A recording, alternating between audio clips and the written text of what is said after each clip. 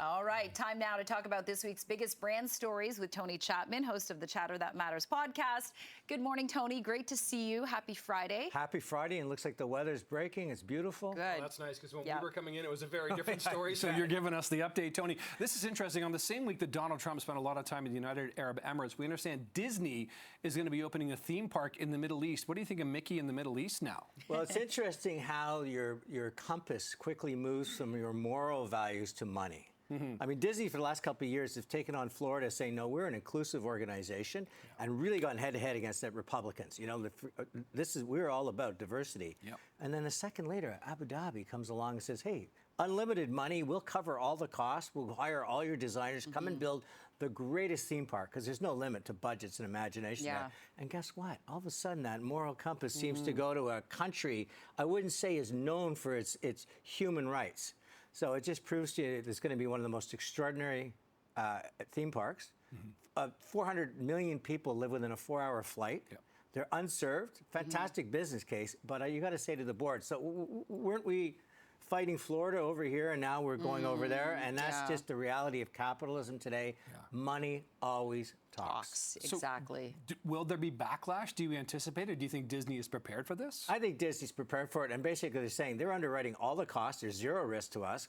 And instead of the United States, where every dollar is scrutinized, they're going to say, what's another $1 billion? You want a roller coaster? Let's do it. Yeah. And I think you're going to see, it's going to make the Sphere in Las Vegas look like a snow globe compared to what they're going to build there. Oh, my gosh. Wow. Yeah. It's going to be fantastic. I mean, just look at the jet that U.S. President. Oh, by the way, jet. We'll sweeten the deal and we'll give a plane to the president. Now, how is that possible? Yeah. That's 2025. Yeah, 2025. Sure. Just show up with your pockets open and they'll fill them. Yeah, there you go. Okay, from Disney to Jaguar now. We talked about this story when Jaguar came out with that hashtag failed advertising campaign where there was no car, just a bunch of people in various colors. We're showing it right now. And now Jaguar has fired the agency responsible for this ad. Well, the first thing they did is they took away the most iconic point of distinction, this leaping Jaguar, and they turned it into letters. How would you take away what this car was supposed to stand for, roaring, engine, growling, and suddenly go, we don't need that anymore? Then they come up with a campaign, as Elon Musk tweeted out, is this a car campaign? I mean, when you look at it, it looks like a fashion from the Gap. So they've backtracked on all of it. The problem is, I think once you lose your iconic status in the eyes and minds of the consumer, it's so hard to get it back. And if you have an iconic brand and there's only a handful in the world, Coke did it. Remember they changed the flavor of Coke? Absolutely. And they got crushed, how quickly they came back to Coke Classic?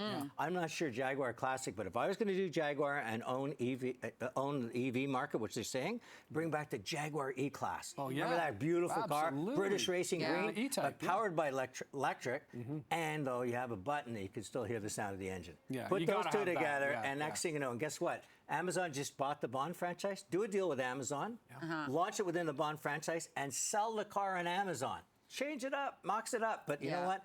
Has to be a car that people covet and want, and right now, they don't. Just on the business side of that, I'm curious, because you have so much brand work and you obviously still run a brand agency. What happens to a brand like that when they blow something as badly as this agency did with Jaguar? They have to come back, first of all, get back to their roots, bring back their iconic. More importantly, they have to absolutely drive a product in front of you that people go, wow. Even get Apple to come in and design it. Do something different that makes people pay attention, going, what are they up to?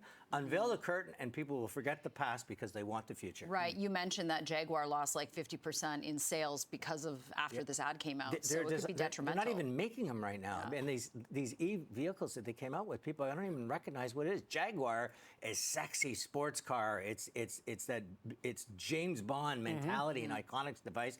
It's not a fashion statement for a brand that's fashion forward, and that's what that campaign was. Yeah. Okay. And Tony, very quickly, Hudson's Bay, bought by Canadian Tire. We were here talking, show me your stripes. Canadian Tire, unify, consummate in Canada, back in Canada, create a national unity movement. Use your stage, bring Canadian entrepreneurs together, bring Avion, they just signed a deal with RBC, create this whole buy one, get one free, show Canada, bring it all together, create this triangle economy, and people will go, that was the deal of a lifetime.